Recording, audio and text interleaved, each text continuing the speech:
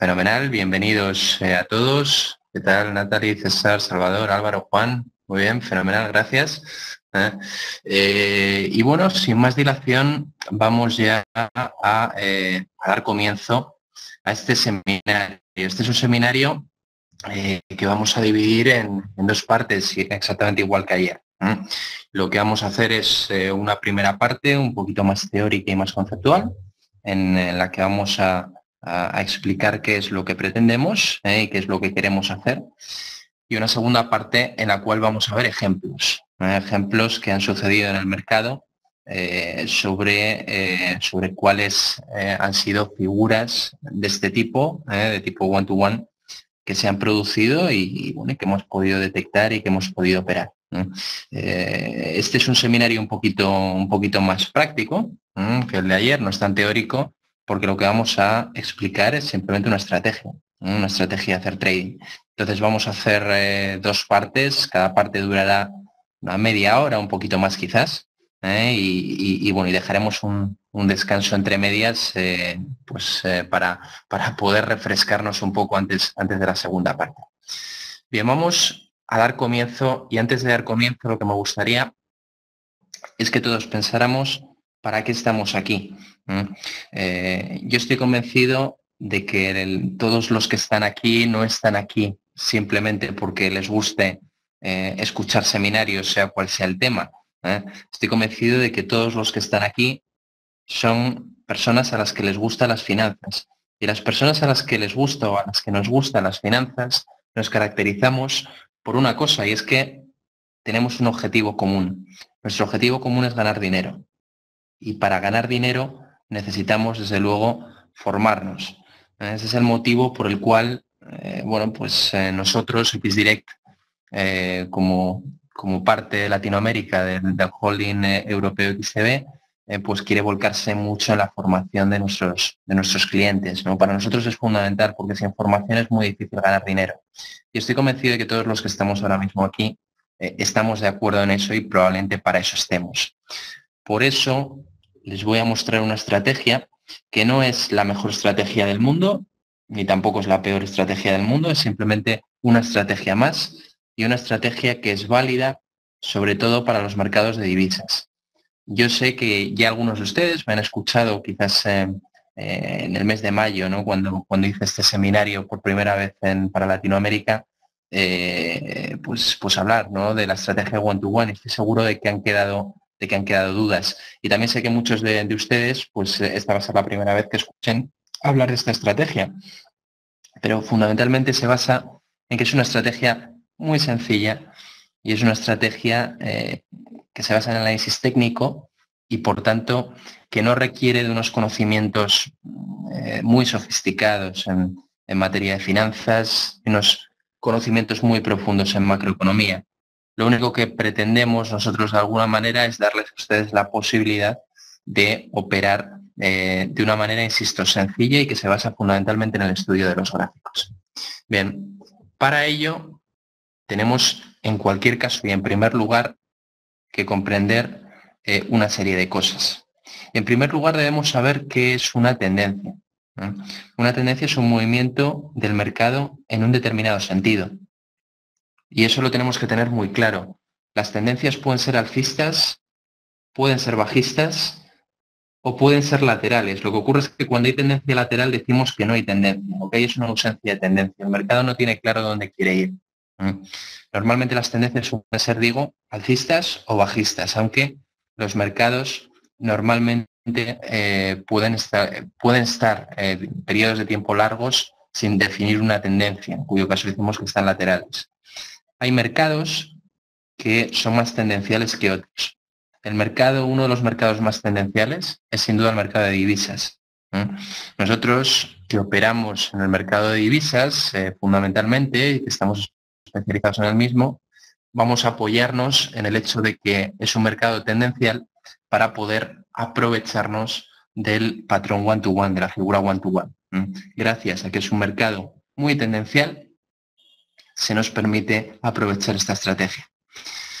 En segundo lugar, debemos saber qué es un soporte y qué es una resistencia. Yo creo que esto es algo que todo el mundo sabe, pero conviene al menos hacer una pequeña aclaración conceptual. Un soporte es un suelo, es decir, es un lugar, es un precio en el cual hay una fuerte presión compradora. Por tanto, cuando el precio cae hasta ese nivel, que es el nivel de soporte, no es capaz de rebasarlo, no es capaz de romperlo, sino que se mantiene. Porque justo al llegar a ese precio, el activo se convierte en un activo atractivo.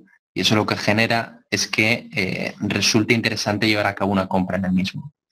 Por contra, una resistencia es un techo, es decir, es un lugar en el cual hay un fuerte interés vendedor dentro del precio.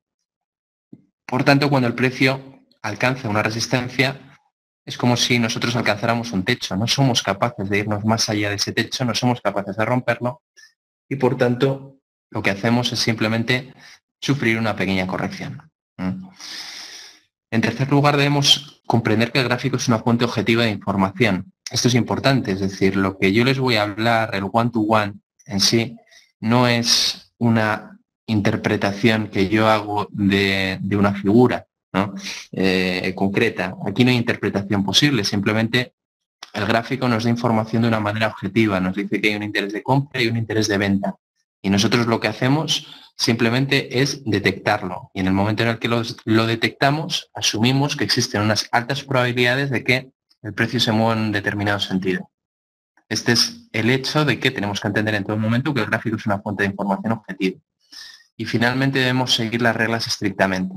Solamente hay dos reglas para entender el one-to-one, solamente dos. Y como solamente hay dos, les voy a pedir que las sigamos, que las respetemos.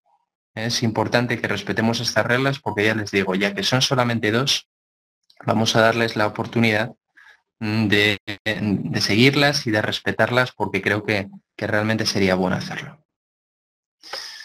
Bien, tendencia y geometría. Esta es una brevísima introducción que vamos a hacer, aunque solo sea mirándolo de una manera resumida, pero es importante saber diferenciar lo que es un impulso de lo que es una corrección. Un impulso es un movimiento del precio a favor de tendencia, mientras que una corrección es un movimiento del precio en contra de tendencia. Es muy importante que seamos capaces de distinguir impulso de corrección, porque es muy habitual y hay muchas personas que creen que una corrección es un movimiento del precio bajista, y eso no es así. Las correcciones no tienen por qué ser bajistas. Cuando el precio está siguiendo una tendencia alcista, las correcciones son movimientos bajistas, sí, pero cuando el precio está siguiendo una tendencia bajista, las correcciones van a ser movimientos del precio alcistas. Esto lo que quiere decir es simplemente que una corrección es cualquier movimiento del precio en contra de tendencia. Fíjense, en una tendencia alcista, de color azul los impulsos, a favor de tendencia, de color rojo las correcciones, en contra de tendencia. Se producen impulsos y correcciones. Quédense en la mente con esta figura, porque en esta figura, en la interpretación de esta figura, nosotros vamos a basar nuestra estrategia. Es importante que memoricen, ¿no? estas figuras que les dibujo aquí. En una tendencia bajista pasa justamente al contrario, los impulsos son bajistas y las correcciones alcistas. Con lo cual, impulso, corrección, impulso, corrección. Aquí las correcciones son alcistas de color rojo. ¿De acuerdo? Aquí podemos distinguir tendencia alcista con impulsos azules y correcciones rojas. Y ojo, es muy importante, me resulta muy interesante recalcar que una tendencia no es un movimiento del precio en línea recta, porque un movimiento del precio en línea recta en el mercado no existe. El mercado siempre es una concatenación de valles y crestas, de movimientos alcistas y movimientos bajistas. El mercado nunca va en línea recta, nunca. Siempre se producen correcciones e impulsos. Y gracias a esto, nosotros vamos a ser capaces de buscar, ¿no? Los one-to-one y de poder analizarlos adecuadamente. Insisto, gracias a la percepción que nosotros vamos a ser capaces de tener de las tendencias. La tendencia bajista pasa justamente al contrario. La manera de detectarlos, bueno, la tendencia alcista es una sucesión de mínimos crecientes. Un mínimo, otro mínimo, otro mínimo, otro mínimo, otro mínimo, otro mínimo, son todos crecientes. Mientras que las tendencias bajistas se caracterizan porque hay máximos decrecientes. Un máximo, otro máximo, otro máximo, otro máximo, todos ellos decrecientes. ¿De acuerdo? Es importante que lo tengamos claro. Del mismo modo que es importante que tengamos claro en qué momento se produce un cambio en la tendencia. Porque hay muchas personas que dicen, muy bien, Daniel, yo sé perfectamente cuándo hay una tendencia alcista y sé perfectamente cuándo hay una tendencia bajista, pero lo que no sabría hacer es detectar cuándo se produce el cambio en la tendencia. Bueno, pues nosotros sin ningún problema se lo mostramos aquí, ¿no? Se puede producir, como ven aquí ustedes, cambio en la tendencia alcista a través de dos señales. Primero, porque el mercado no es capaz de marcar un nuevo máximo. Segundo, y señal definitiva, la primera no es suficiente para detectar el cambio, la segunda ya sí. Es que el mercado es capaz de perforar el último mínimo. Por eso yo a la hora de definirles las tendencias alcistas les digo que son sucesiones de mínimos crecientes, porque lo importante es lo que ocurre en el último mínimo. Si el último mínimo se rompe, entonces tenemos una posibilidad de movimiento bajista, una posibilidad de cortos. Aquí tenemos un ejemplo en el gráfico, en gráficos diarios de dólar-yen. Si se fijan ustedes, hay una sucesión de mínimos crecientes y llega un momento en el cual el último mínimo se rompe. En el momento en el que el último mínimo se rompe, se produce el final de la tendencia alcista. Aquí, en el punto 2, ya no hay tendencia alcista. Podremos volver quizás a subir por encima de 2, pero entonces ya estaremos probablemente dentro de una ausencia de tendencia o lateralidad del precio. Lo que no vamos a estar en ningún caso es dentro de la tendencia alcista previa, porque la tendencia alcista ya se ha roto aquí. Cuando ocurre lo contrario, es decir, cuando estamos en una tendencia bajista, el mercado no es capaz de marcar un nuevo mínimo. Por tanto, máximos decrecientes, no marca un nuevo mínimo. Tenemos ahí un primer aviso y el aviso definitivo es que el mercado es capaz de superar el último máximo que se produjo. Y ahí es donde realmente tenemos nuestro movimiento que rompe la tendencia. ¿De acuerdo? Eso es básicamente lo que tenemos que estudiar siempre a la hora de encontrar estos problemas que nos surgen cuando se producen cambios de tendencia. Fíjense en el ejemplo como efectivamente teníamos una sucesión de máximos decrecientes. Tenemos una primera señal en este gráfico de dólar frente al dólar canadiense de que no se es capaz de romper el último máximo y después tenemos la señal abierta de que el último mínimo se rompe. ¿De acuerdo? Bien. Money Management. Antes de entrar dentro del análisis de lo que es el one-to-one propiamente, debemos recordar, porque siempre hay que recordar, que a la hora de entrar en mercado, casi tan importante, o yo diría que incluso más importante que lo bueno o malo que sea nuestra estrategia, es la capacidad que nosotros tengamos de gestionar nuestro riesgo. Es muy habitual personas que, bueno, pues pierden un par de operaciones, 3 operaciones y se desesperan y no quieren volver a operar nunca. Tengan ustedes en cuenta que nadie tiene ahora mismo la capacidad, es decir, si yo ahora mismo me pusiera a operar en mercado, puede ser que ganara dinero o puede ser que no. La cuestión es qué es lo que yo voy a hacer dentro de 3 meses o qué es lo que yo voy a hacer dentro de 6 meses. Por eso, cuando nosotros cuando invirtemos dinero en bolsa, en divisas, en lo que sea, no podemos pensar en evaluarnos a nosotros mismos de cara a, qué sé yo, a lo que hagamos en un día o en 2 días o en 3 días, porque eso no es significativo. Lo importante es saber o tener un plan establecido para ver qué es lo que vamos a hacer con ese dinero dentro de 2 meses o 3 meses o 6 meses. Y para eso, de lo que tenemos que estar muy seguros es de que el dinero que nosotros vamos a operar es un dinero que, bueno, pues no necesitamos de una manera inmediata. Y también debemos estar muy seguros de cuál es la máxima cantidad que estamos dispuestos a perder y cuál es la cantidad que queremos ganar.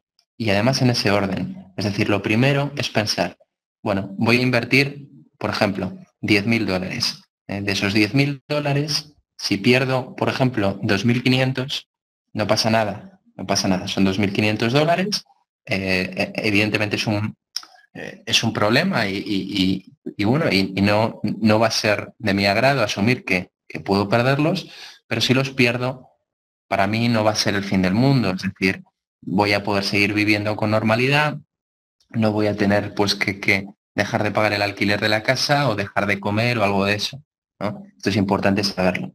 Ahora bien, al llegar ahí, al llegar a $7.500, en caso de que hayamos perdido hasta esa cantidad, nos vamos, nos marchamos y no hay ningún problema. Y además tenemos que tener claro también, tenemos que saber cuál es nuestro objetivo. Si yo tengo $10.000, yo sé que en el banco probablemente me puedan dar un 2% de rentabilidad por esos $10.000. Es decir, bueno, pues que me pueden dar 10.200. Voy a poder tener 10.200 al final de un año. Muy bien. Pues si yo el próximo mes tengo en mi cuenta $10.100, se lo digo por experiencia, porque ya me ha pasado con algún cliente. No tengo que ponerme nervioso ni tengo que pensar que lo estoy haciendo mal. Tengo que pensar que he conseguido en un mes la mitad de lo que el banco me ofrece en un año, con lo cual estoy haciendo bien las cosas. Lo que ocurre es que yo creo que muchas veces pecamos de impacientes y queremos hacernos ricos de la noche a la mañana.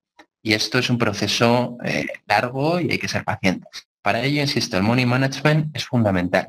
Y el money management es la parte del proceso de inversión que asigna el capital comprometido en cada transacción.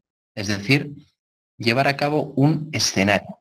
Tenemos siempre que tener un escenario en la cabeza, insisto, de qué es lo máximo que estamos dispuestos a perder en caso de que las cosas vayan mal y en caso de que estemos completamente equivocados, y nuestro objetivo de ganancia.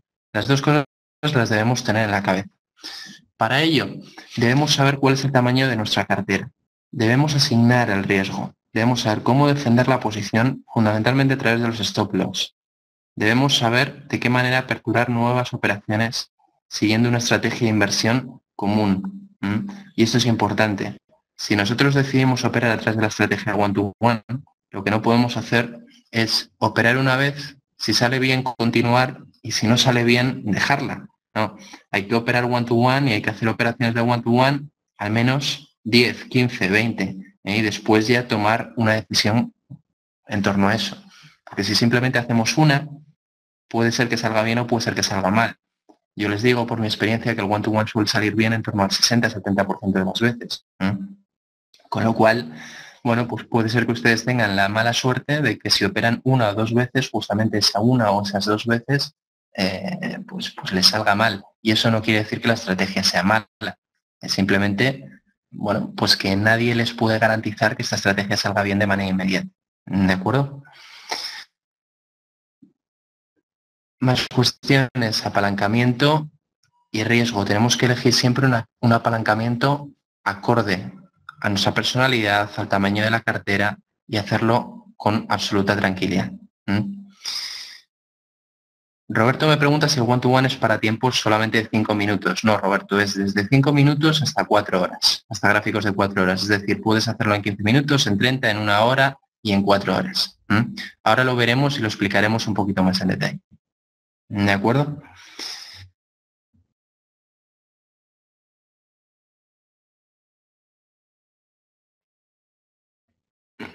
Bueno.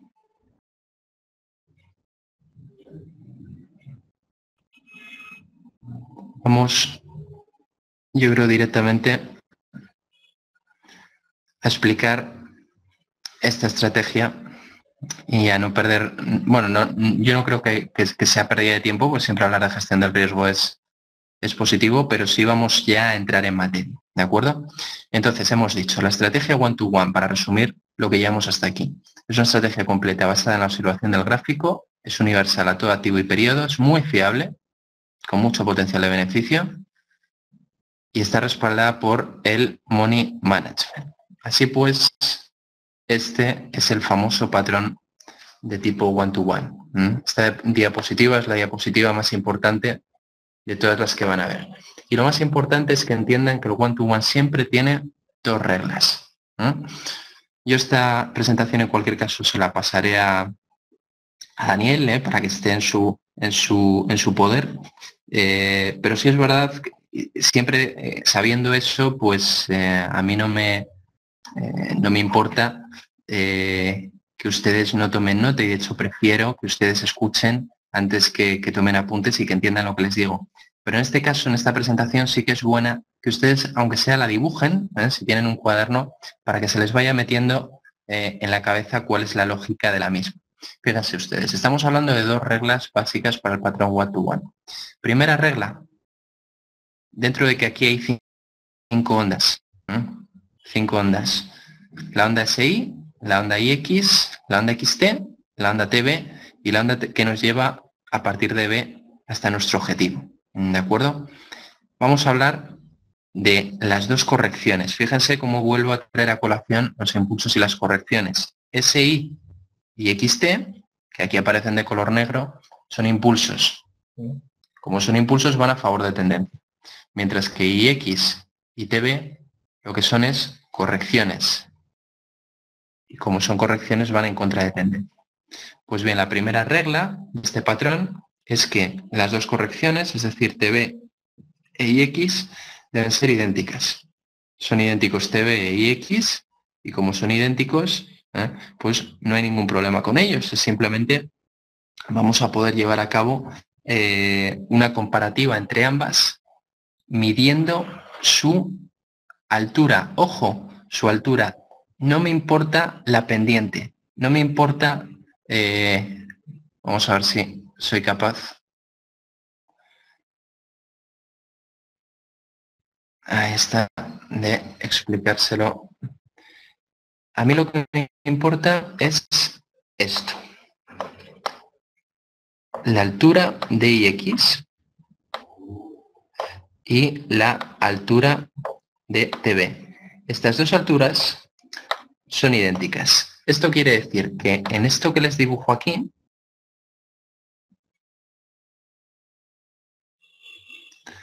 también habría one-to-one, ¿de acuerdo? Esto es I, X, y esto es T, B. Y aquí también habría one-to-one, ¿de acuerdo? ¿Por qué? Porque entre IX y entre TB hay la misma distancia, independientemente de que entre IX la pendiente sea mayor, mientras que entre TB la pendiente es menor, es más suave. Bueno, eso no me importa. Lo que me importa es que la distancia de IX a TB es idéntica. Eso es lo importante. ¿De acuerdo? Miguel, ¿deben de tener los mismos pips? Eso es, deben tener los mismos pips. Si no tienen los mismos pips, pero tienen prácticamente los mismos, también es válido. Te pongo un ejemplo.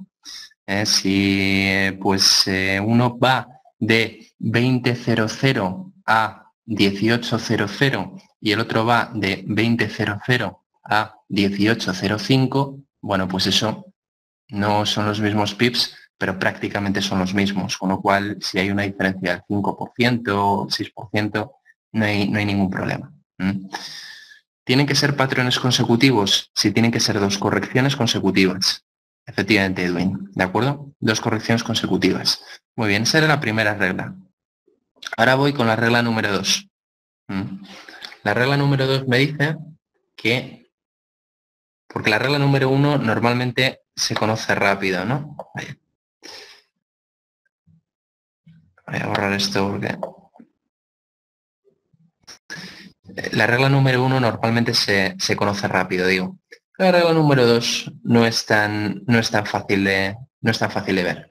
La regla número 2 es que TB debe perforar el nivel de I, es decir, B, nuestro punto de entrada, nuestro punto de compra, donde está esta flecha azul, tiene que estar siempre entre I y X. Es decir, si yo tiro una línea paralela al infinito en I y tiro una línea paralela al infinito en X, imagínense ustedes que son perfectamente paralelas, B tiene que estar justo entre Y y entre X. ¿Eso qué quiere decir? Bien, eso quiere decir que esto que les estoy dibujando ahora, en el gráfico, eso no es un one-to-one. Es decir, es verdad que de Y a X probablemente haya la misma altura en pips, la misma distancia que de T a B. Pues Miren, muy probablemente. Sin embargo, en B no hay one-to-one, por tanto no tiene por qué el precio moverse alcista. Se puede mover alcista o se puede mover bajista, no lo sé. Pero aquí no hay one-to-one, porque no se cumple la regla número 2. Para que se cumpla la regla número 2, el nivel B debe perforar, como ven ustedes, el nivel de I. Debe estar justamente en algún punto en el medio. No tiene por qué ser exactamente en la mitad. Puede ser en cualquier punto aquí. En cualquier punto entre la paralela al infinito de Y y la paralela al infinito de X. Y ahí es donde nosotros tenemos nuestra entrada. ¿De acuerdo? ¿El ángulo de IX debe ser igual a TV, Salvador? No, no es necesario. No es necesario. Mira, como te he comentado en la regla número 1, vuelvo a repetir, porque yo creo que estas herramientas de anotación me permiten hacerlo un poquito más claro. Como les estaba comentando antes, puede ser perfectamente que se dé esta situación. Y es que tengamos un patrón one-to-one en el cual hay una pendiente o un ángulo, como ustedes quieran llamarlo, mayor en IX que en TV. Sin embargo, si se cumple lo de la altura y se cumple también la segunda regla, tenemos one-to-one perfectamente. Insisto, a pesar de que en IX la pendiente sea mayor y por tanto el ángulo sea menor, y en TV el ángulo pueda ser algo mayor. No me importa, lo que me importa es la altura. ¿De acuerdo? Bueno, pues estas son las dos reglas. De estas dos reglas se extrae una conclusión de la segunda regla, y es que B va a ser el potencial soporte. Es decir, B es el punto a partir del cual tenemos suelo y a partir del cual poder llevar a cabo nuestro movimiento de rebote. Aquí tenemos un ejemplo.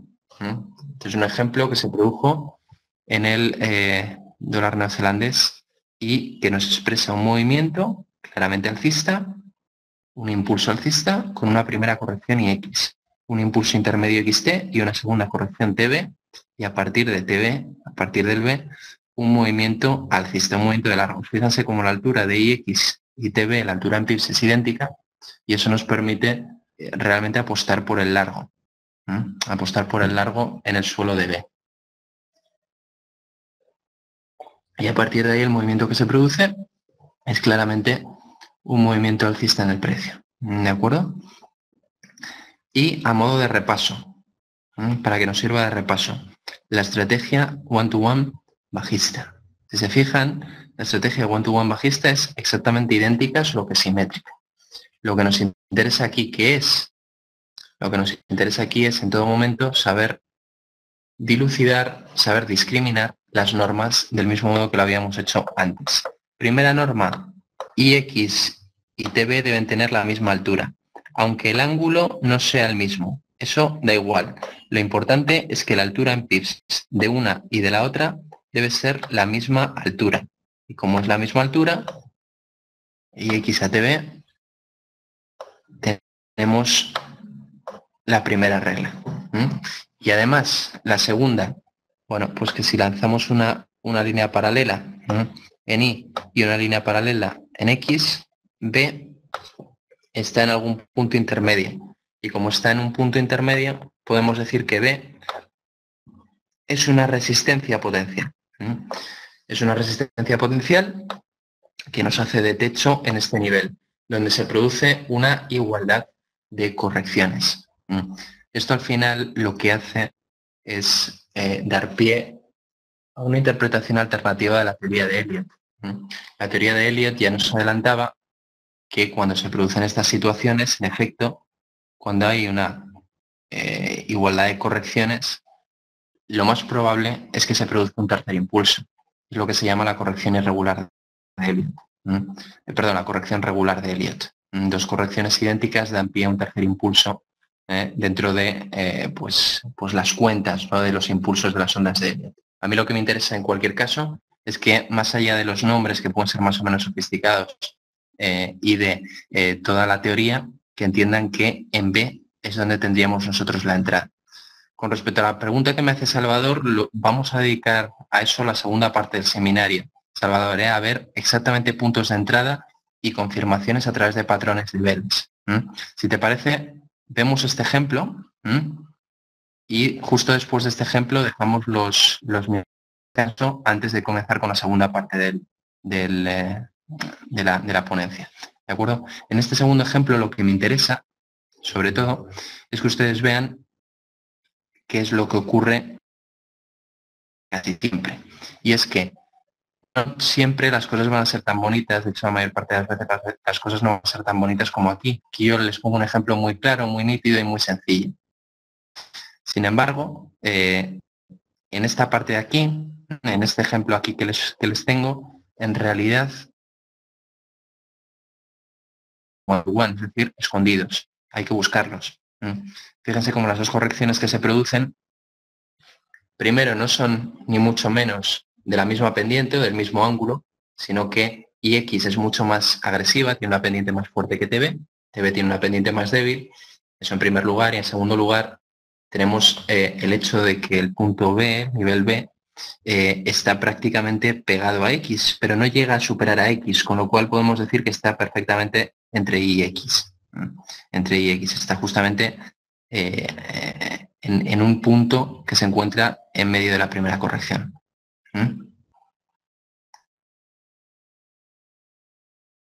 Edwin, con respecto al ejemplo pasado, no sé a cuál te refieres. Básicamente, tú piensas que siempre aquí lo que hay es impulso, corrección, impulso, corrección. Ahora bien, que dentro de este impulso hay pequeñas correcciones dentro. Bueno, no me importa, siempre y cuando sean correcciones menores que IX, menores que TB. Pueden ser correcciones secundarias, correcciones subsidiarias. Eso se pueden producir. Pero desde luego la pauta clara nos la tiene que marcar SI y X, XT y TB. ¿De acuerdo? Siempre tiene que ser eso de ahí. Y con respecto a Miguel, me dice si se encuentran las estrategias de Elliot. Bueno, en realidad no se encuentra tal cual en las estrategias de Elliot, tal y como nosotros lo explicamos, Miguel, pero es una interpretación a través de las estrategias de Elliot. Sin las ondas de Elliot es muy difícil descubrir, por así decirlo, la existencia de este patrón, porque es una interpretación de las correcciones regulares de Elliot. Con lo cual, bueno, pues lo único que hacemos es dar una interpretación particular a esta pauta de análisis técnico tan concreta. ¿De acuerdo? Muy bien, señores, pues vamos a hacer, si les parece, un pequeño descanso de 5 minutos y después del descanso vamos a comenzar a buscar ejemplos en mercado, ejemplos pasados que se han producido y sobre todo les voy a dar las pautas claves para situar los stop loss, para situar los puntos de entrada y para situar nuestros objetivos. Y al final es lo básico a la hora de llevar a cabo la teoría a la práctica y a la hora de poner en práctica todo lo que estamos aprendiendo, ¿de acuerdo? Así que si les parece, 5 minutos y en 5 minutos damos comienzo a la segunda parte de la charla. Gracias.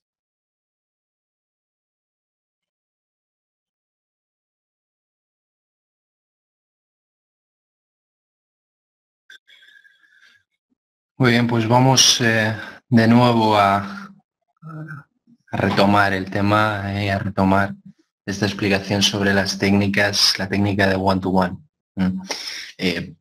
Para ello voy a aprovechar, porque veo que algunos de ustedes, en particular Jesús, ha estado especialmente activo en este descanso y me ha dejado un par de preguntas muy interesantes. Jesús me pregunta, en primer lugar, ¿en qué temporalidad es más eficaz el one-to-one? Bueno, antes de responder, si me pudieran ustedes confirmar que me escuchan adecuadamente a través de sus dispositivos de audio, no vaya a ser que esté respondiendo a preguntas y no se me escucha. Sí, todo ok, perfecto. Gracias, Jesús. Bien, pues como decía, la temporalidad en la que es más eficaz el one-to-one desde mi punto de vista es en gráficos de 15-30 minutos. Aquí es donde es muy, muy eficaz. Conforme vamos incrementando la temporalidad, conforme nos vamos yendo hacia gráficos diarios, gráficos semanales, el one-to-one pierde efectividad, pero del mismo modo que pierden efectividad casi todas las figuras de análisis técnico. Es decir, las figuras de análisis técnico tienen especial importancia en los gráficos de corto y medio plazo. Gráficos de 15 minutos, de 30 minutos, de 1 hora, 4 horas, incluso en algunos casos del gráfico diario, como puede ser, por ejemplo, el patrones de doble techo, doble suelo, que son patrones muy fuertes. Pero en el momento en el que nos vamos a gráficos semanales o a gráficos mensuales, el análisis técnico pierde desde mi punto de vista eficacia, porque en el largo plazo lo que funciona es sobre todo el análisis fundamental. Ahí hicimos un pequeño repaso, ¿no? A través del seminario, algunas pautas básicas de análisis fundamental. Y bueno, yo aprovecho para decirles que en los seminarios que vamos a hacer en XDirect vamos a hacer un seminario interesante el día 2 de septiembre en el cual pues repasaremos cuestiones básicas de análisis fundamental. El análisis fundamental al final es lo que mueve los mercados en el largo plazo.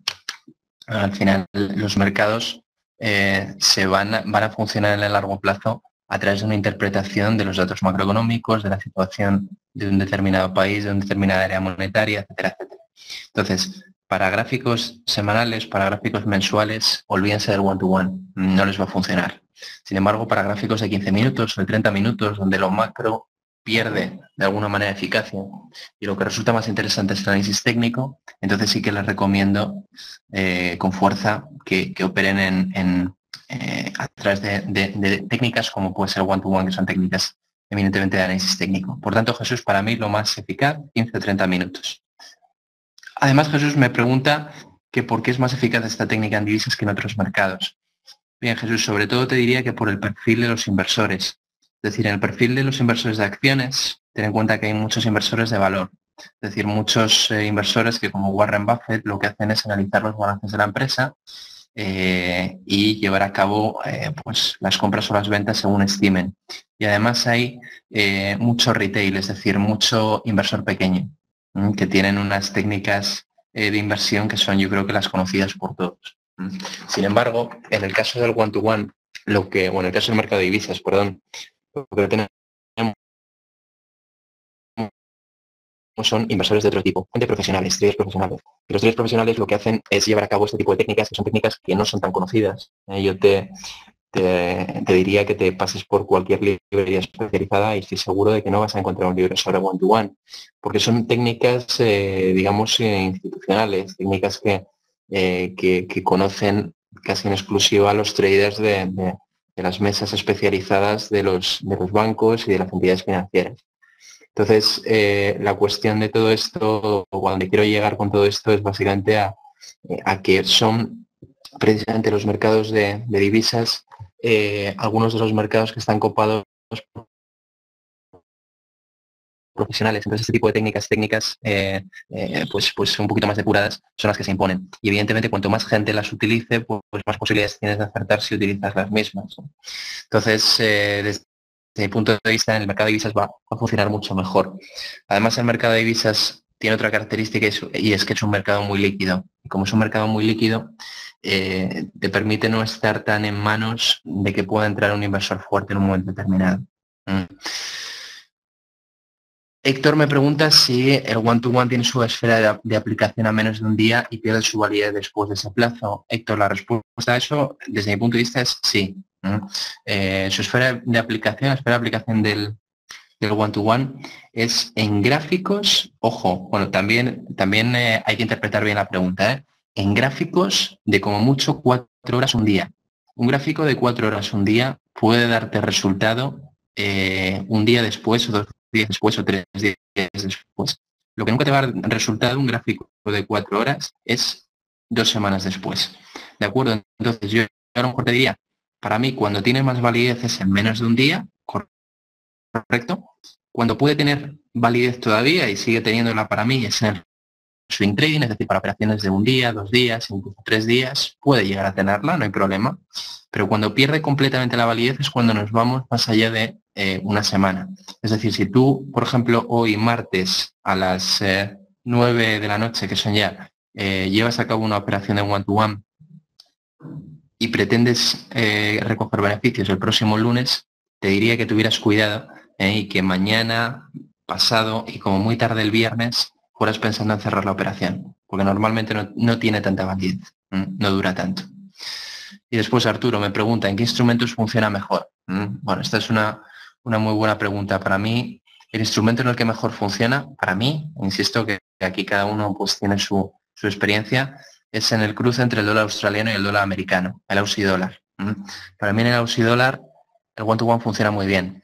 Ahora bien, funciona igualmente bien en los cruces de la libra, en los cruces también del euro, y yo diría que incluso en los cruces del dólar canadiense. Donde no funciona casi nunca, no suele funcionar bien, es en los cruces del yen.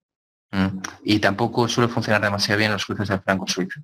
Yo te diría siempre cruces principales del euro, del dólar, de la libra, del dólar australiano, si acaso el dólar canadiense. ¿De acuerdo? Y que huyas de one-to-one en caso de que veas un one-to-one en los cruces del yen.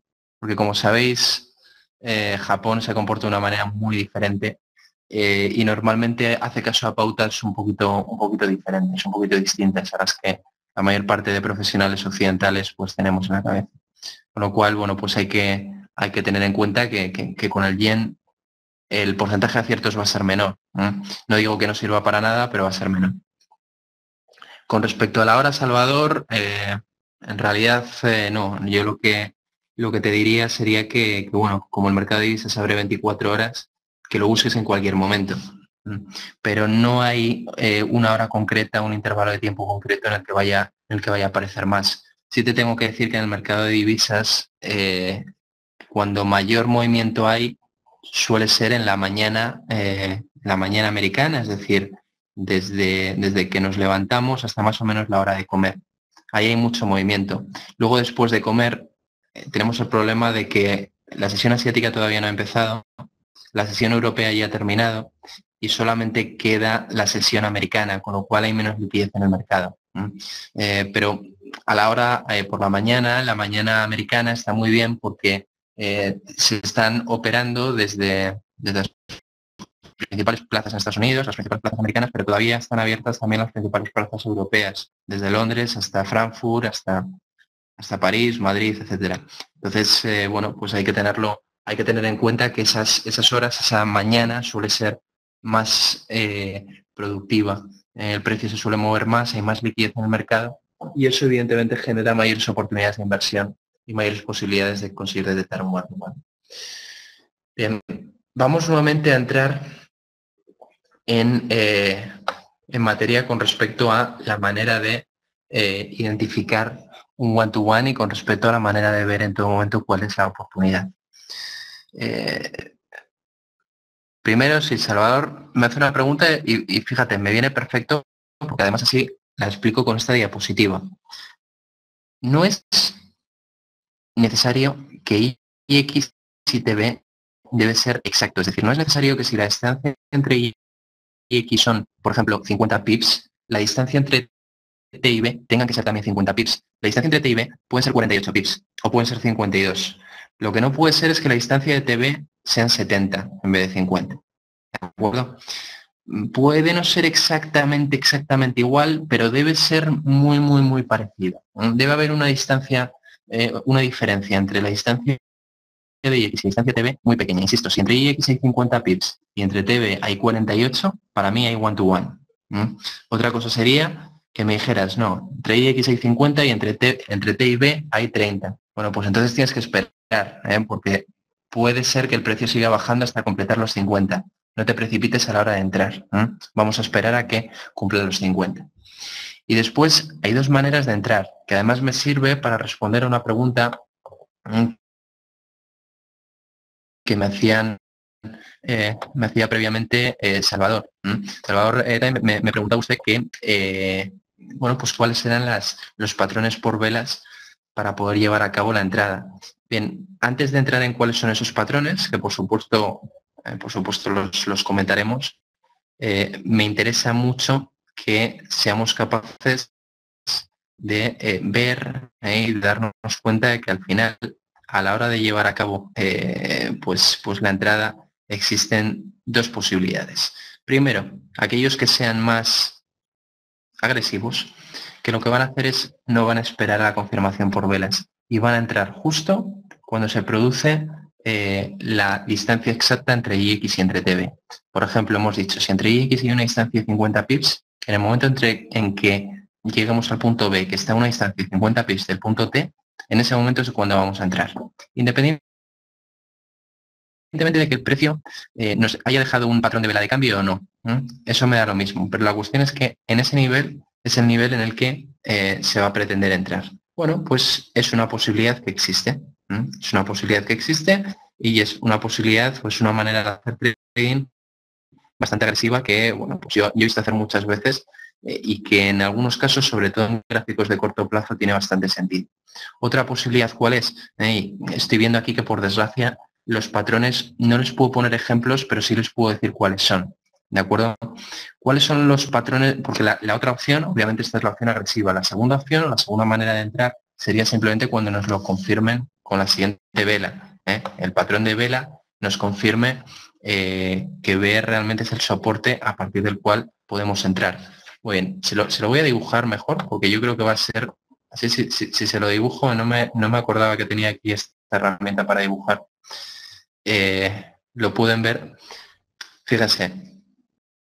Para ver un cambio en velas lo podemos ver a través de los siguientes patrones. Primero, imagínense, el gráfico viene de arriba, tenemos esta vela, tenemos esta vela, y aquí ya tenemos una vela alcista. ¿De acuerdo? Este es simplemente lo que viene siendo un martillo.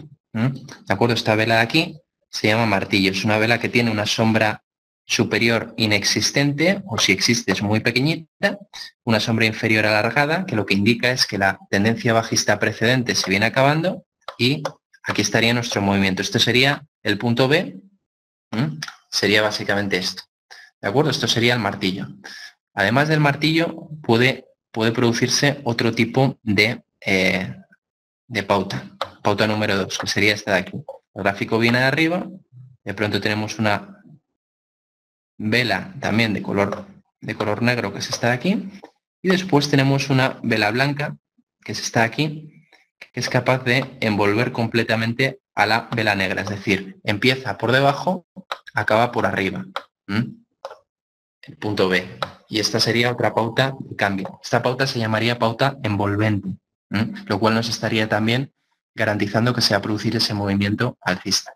Y finalmente existe otra pauta, que sería la pauta número 3 de cambio, que sería una vela negra, que sería esta de aquí, y una vela blanca que nace por debajo y que penetra a la vela negra más allá de la mitad del cuerpo de la misma, hasta prácticamente 3/4. Eso es lo que se llamaría, quien ve, la pauta penetrante. Y la pauta penetrante también es un indicio de que el precio va a subir. ¿De acuerdo? Estas son las 3 pautas de cambio. Primero, martillo. Segundo, pauta envolvente. Tercero, pauta penetrante. ¿De acuerdo? Y estas 3 pautas lo que nos indican es que se va a producir un cambio de tendencia, que se agota la corrección bajista y que va a comenzar un nuevo impulso alcista. ¿De acuerdo? Voy a ofrecer seminarios de velas japonesas de candlesticks a lo largo de lo que queda de año, a través probablemente de algún seminario presencial. Les diría que estén atentos a través de nuestra página web, en diferentes medios en los que habitualmente nos publicitamos, como por ejemplo Tutores FX o en cualquier otro, porque ya les digo que nos publicitamos habitualmente si ustedes estuvieran interesados en saber más sobre candlesticks, porque es una manera de hacer trading, bueno, pues bastante utilizada, sobre todo en el análisis técnico, porque bueno, realmente expresa con exactitud normalmente qué es lo que ocurre en el mercado en un momento determinado. Puede ser, sí, Miguel, también los vamos a hacer online, no te preocupes. Y en cualquier caso, como los grabamos, aunque sean presenciales, en un momento determinado, pues te los dejamos en la página web y puedes tener acceso a los mismos. No tengas problema con ello, ¿de acuerdo? Pero bueno, en cualquier caso, estos son ya les digo, las 3 principales pautas de candlesticks, las 3 principales pautas de velas japonesas que nos permiten llevar a cabo estos movimientos de los que les hablo y que realmente, pues, gracias a ellos somos capaces de detectar que un cambio es fiable. Si existe un martillo, como pueden ver en la figura número 1, vela negra más vela blanca con larga sombra inferior, que después nos da lugar a otra vela blanca. El ejemplo número 2, que es la envolvente, que nace por debajo y muere por encima. Y el ejemplo número 3, que es la pauta penetrante, que nace por debajo, pero es capaz de recorrer más de la mitad del cuerpo de la vela negra anterior. ¿De acuerdo? Estos serían los ejemplos de los tres tipos, ¿no? de velas japonesas que nos indican que se produce ese cambio. ¿De acuerdo? Bien.